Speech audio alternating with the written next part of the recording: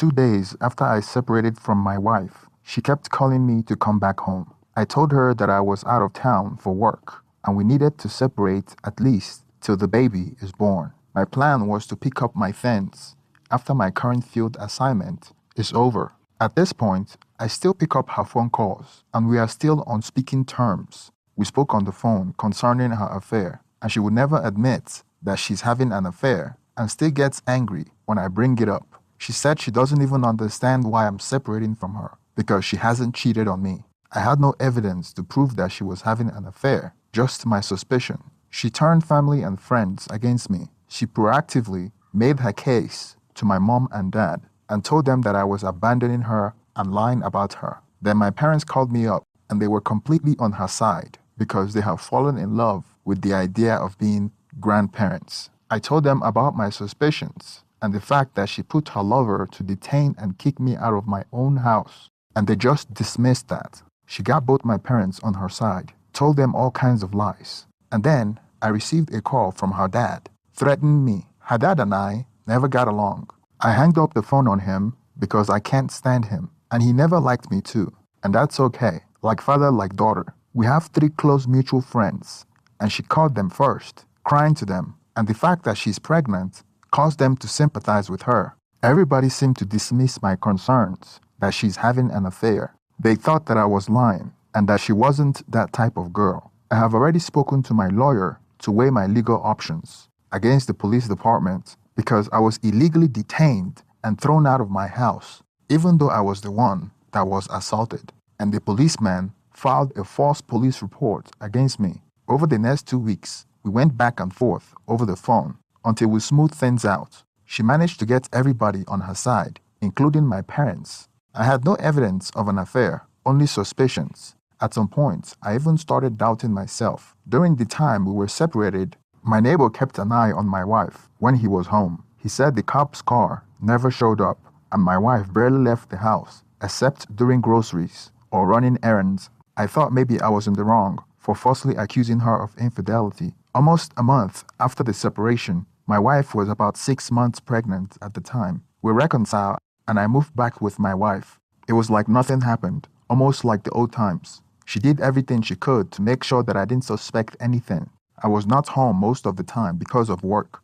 I couldn't get my neighbor to spy for me all the time because he has to go to work as well. So I installed multiple hidden cameras to catch her red-handed. I installed one in the bedroom, one in the living room, and one in my driveway. I traveled more times that month than any other time. I even traveled for an entire week sometimes so I could give her the opportunity to cheat. The camera was up for almost a month and I checked the footage religiously, but still no signs of her work partner, no suspicious behavior, and it was like nothing to see here. So I gave up. I still had my suspicions, but I had no proof since she wouldn't admit to anything and I had nothing to go on. Fast forward to when she was about 7.5 months pregnant. We had already forgotten about our troubled past.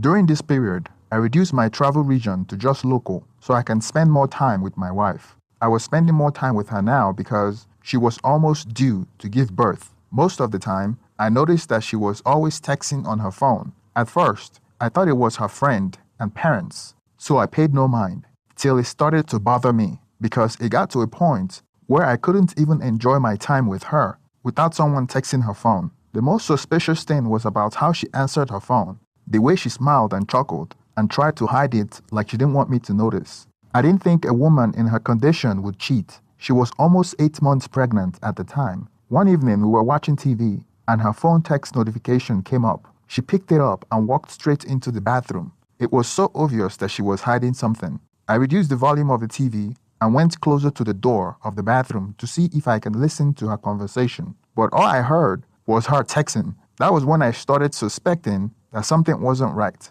She had an iPhone that needs fingerprint verification, and we don't know each other's password. So I waited till she fell asleep. When she slept, I used her fingerprints to unlock her phone. Then I quietly crept to the bathroom to read her text. The last number she was texting was named Sophie. The strange thing about the caller ID is that there's only one text message from Sophie saying sweet dreams. Seemed totally innocent, right? But how is it that you have been texting in the bathroom for almost 30 minutes to one person and the only text message visible was just one phrase from that person that says sweet dreams? The caller ID that texted her before Sophie was almost 3 hours ago, so the only person she had been texting was Sophie. So right then, my spider sense was up again, and the only rational answer to this is that she deleted the text message to hide evidence. I felt sick to my stomach at that point, knowing that she's up to her old tricks, or maybe never stopped cheating but took it underground. I copied Sophie's number down and slowly crawled back next to her in bed. I barely slept that night. The next day, during lunch break, I went to a payphone and called the number. I already suspected that it was her patrol partner, so I acted like I was a utility company by mentioning his name, and he said, "This is me." All my suspicion came back, and I knew I wasn't crazy. When I returned home that day, I didn't really have any energy to confront her at this point because I was exhausted, plus she's due to give birth. I planned on leaving her after the baby was born, but every time I look at her with her pregnant belly, I feel so attached to her and want to spend the rest of my life with her. I didn't understand why she can't just be loyal so we would make a perfect family. I wanted to ask her why she wouldn't stop chatting up her patrol partner. Why continue to lie and torture me so much? I was visibly depressed and anxious about the baby at the same time. A few months later, she gave birth to a baby boy. It never came across my mind that the baby wasn't mine. I thought the baby looked like me, and at that age, it's really hard to tell. It is anybody's guess. After she gave birth and was discharged from the hospital, I allowed a few days to pass before I confronted her about the text messages, and she lied that it was a female friend of hers. Then I told her that I called the number and her patrol partner picked up. She denied it. Then I told her to open the text and dial the number on speakerphone, and she refused. So I decided that I've heard enough of her lies. I told her that I'm sick of it, and I will move out of this house again. She pleaded with me, then she admitted that it was her former patrol partner and that she hid his name because he continues to keep in touch, and she didn't want to seem ungrateful by ignoring him. And she knows that I will be upset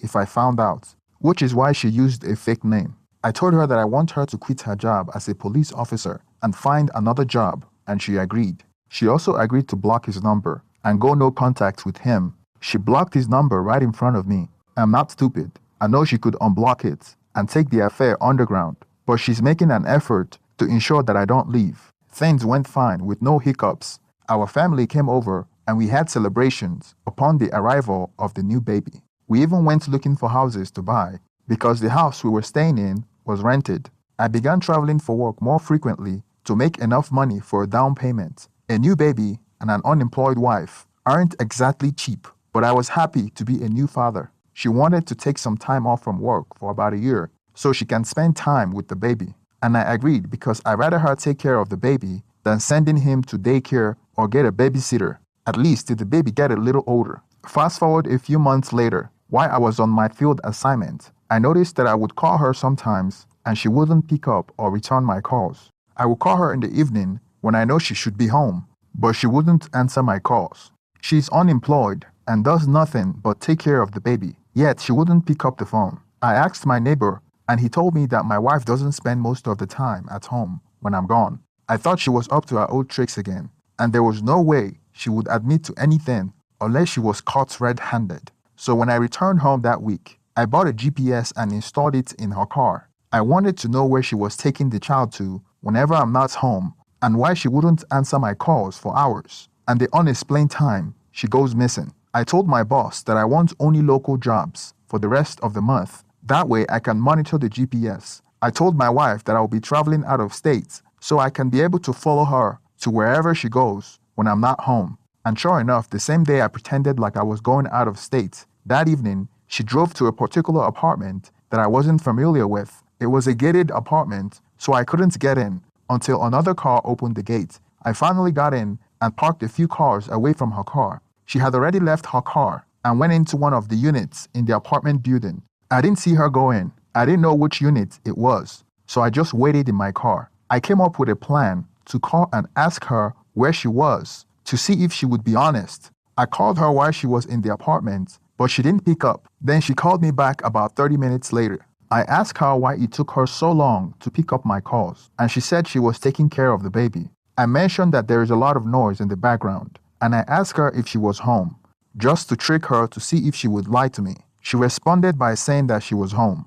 I then told her that my trip was cancelled and I will be home in less than 30 minutes. She went silent, didn't know what to say. She kept stuttering her words. I asked her what was wrong, and she said everything was fine, and that it's just that she wasn't expecting me to come back home so early, that now she has to prepare stuff and clean the house. I asked her what she was talking about. What does she have to prepare? She just kept blabbering and digging herself in more holes. It was very clear to me that she had been caught. She abruptly hung up, saying that she would call me back in a few minutes, that the baby was crying.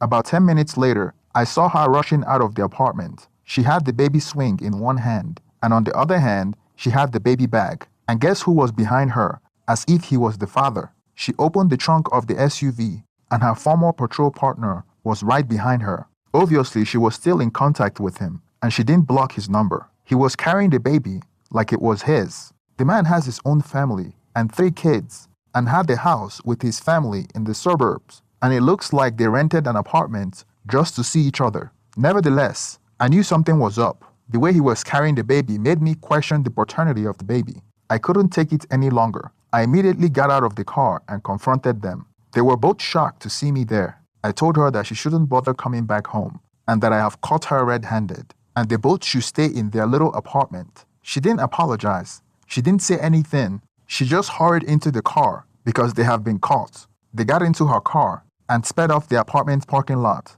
I immediately got into my car and called her stupid dad. I told him what just happened, and I told him to his face that his daughter is a harlot, just like I predicted. I told him that I don't believe the child belongs to me, and that I'm getting a paternity test. I told him that the baby belongs to a man with 3 kids and already married. I will admit that I did lose my cool, but I have no regrets. This woman had been playing with me for years. She has been lying to me and gaslighting me for years. I have exposed her and smoked them out of their hiding place like rats. If she doesn't want to be with me, why didn't she just leave me alone during our separation? Why did she manipulate me and everyone around me to get us back together? I went home and she wasn't there as expected. The next day she called me crying, telling me that she didn't do anything wrong, that she needs to come back home because of the baby. She told me that the baby stuff like milk, bottle, clothes are at the house, and she needs to come back home because she feels restless and the baby has been crying. I told her that she's free to come back home and that I am leaving because I don't think the baby is mine, and I am getting divorced for good this time. She responded that the baby is mine, that if I deny my child, I will regret it. I told her that we need a paternity test, so I know that the baby belongs to me. I told her that obviously she didn't block her former patrol partner, and she can't lie and tell me that there's nothing going on between them. She came back home with one of her female friends. Apparently, she was afraid that I would do something to her, and she know that if she brings her former patrol partner, that things would escalate. So she brought her female friends with her. That day, I ordered a DNA kit online and overnight it. I refused to speak to her that day. I gave her the silent treatment, and she kept telling me to talk to her with her friend present. I didn't speak to her because I might get emotional. I had bonded with this baby.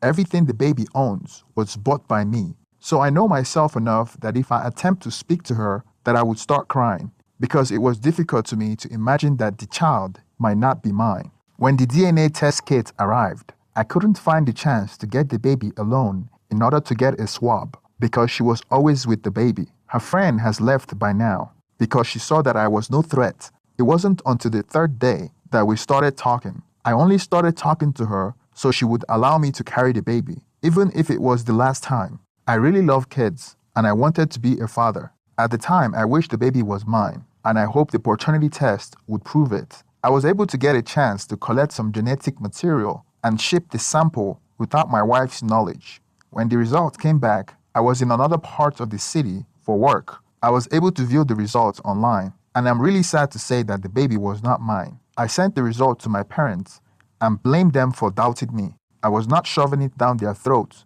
because I wish I was wrong. I also sent the result to her father to remind him that his daughter is a tramp. My wife was the last person that got the result, and she didn't get it from me. After all she put me through, she must have known that the baby wasn't mine. We don't have any property together, so it shouldn't be a long drawn-out divorce. According to the law, I am the legal father of the child because I was married to the child's mother when the child was born, and I signed the birth certificate. I have to go through the court to terminate the parent-child relationship and support obligation and terminate the marriage as well. I called a lawyer to get my wife served as quickly as possible. Update. It's been 14 months since I divorced my wayward wife, and a lot has happened since then. I moved away from the city I grew up in because I was constantly being harassed by police. I filed complaints twice and sued them twice, and I won one case, but the harassment continued. So I decided to move out of town because I'm always traveling for work. I wanted to move to the countryside because I like hunting and camping. Half the time I'm away for work, so it doesn't really matter to me where I live.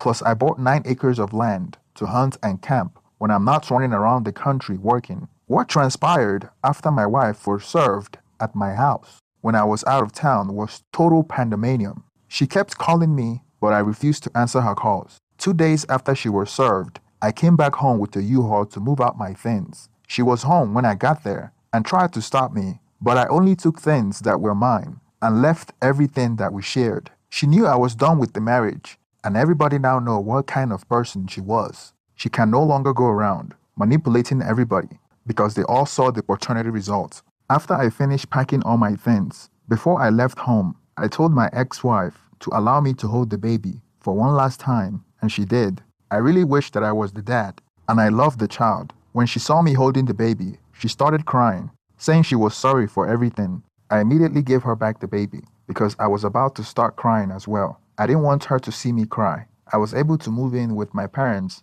because I couldn't find a place that I liked. My plan was to stay with my parents and continue to save money. That was before I moved out of town to the countryside, where I bought a huge acre of land with my own small lake. I can hunt and camp on my own land when I'm not running around the country. I spent most of my time traveling, and I'm loving the nomad lifestyle. But when I return home, I return to a quiet place that I call my own. It still bothered me that the only people that would suffer through all this is me, my ex-wife, and the innocent baby, and not her affair partner. Although I can't say for sure that he is the father of the baby, all circumstantial evidence prove that he is. The fact that they have been working together for over a year and seen each other for almost 2 years now, and the neighbor caught him coming to my house, presumably to bang my wife. They got exposed, and he rented an apartment to meet up with my wife. I gathered all the evidence, including the paternity result, to expose him. I wanted to find his wife and send it to her. I subscribed to a paid service and was able to locate where he lives and the identity of his wife. I located his home in the suburbs and waited till I was sure he drove to work and his wife was home.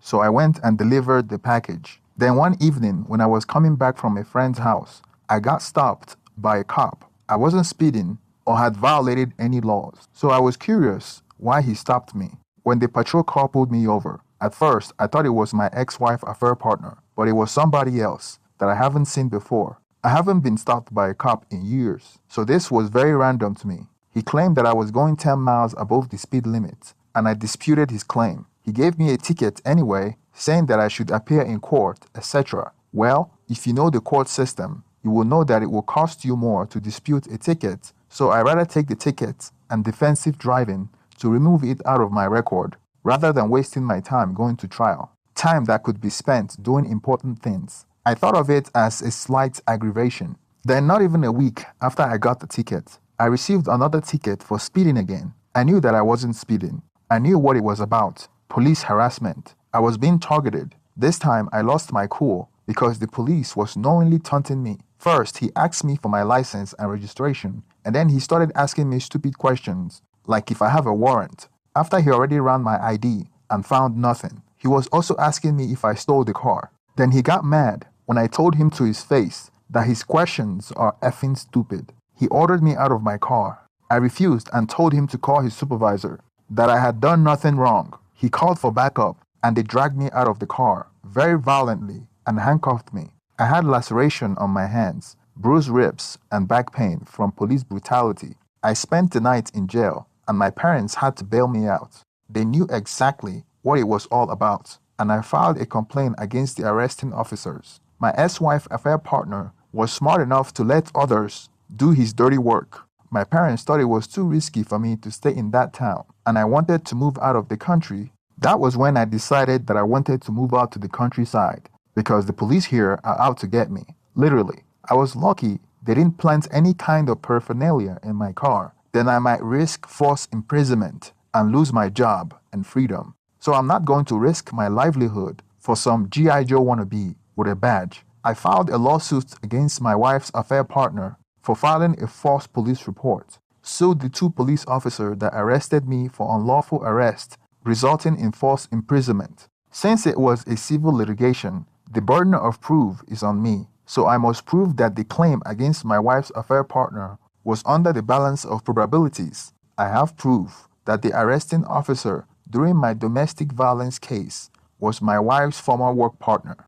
I have proof that I was the one that was assaulted by her and not the other way around. And also record shows that she didn't call 911, but called him on his personal cell phone number. I have proof of ongoing affair between the officer and my ex-wife. I have proof that the child isn't biologically mine. I was lucky to have won a settlement from the case, and the judgment was rendered against my ex-wife affair partner. Although the recent false imprisonment case was dismissed, and I'm going to run it back through the court again, I went back to the police department and filed a complaint against my ex-wife affair partner using the civil judgment. And the last I heard, he received a disciplinary action, and it will be on his record. Not sure what kind of disciplinary action took place, or if it was some BS in a corrupt police department. But I know that at least it will be on his record. The last time I heard, my ex-wife affair partner separated from his wife. I gave her all the evidence, and she got rid of him for good, which is why he's taking all his anger out on me, using the power of the law. I haven't spoken to my ex-wife since then, but I heard from mutual friends that she's back working at the police department. Unbelievable. And she's living with the affair partner in the same apartment that I caught them in. Within a few months after I moved out of the city, I started dating again, mostly online dating. I usually know the city I'm going to a week in advance, so I will set up online dates before I get there. I have been meeting women in every city I go to, and sometimes most of them are marriage material. I haven't thought about getting married again, and I may not get married again because I felt like I have wasted many years of my life being deceived and gaslighted. Thank you for staying to the end of this story. Please share your opinion on the comment section, like and subscribe if you haven't already. Thank you.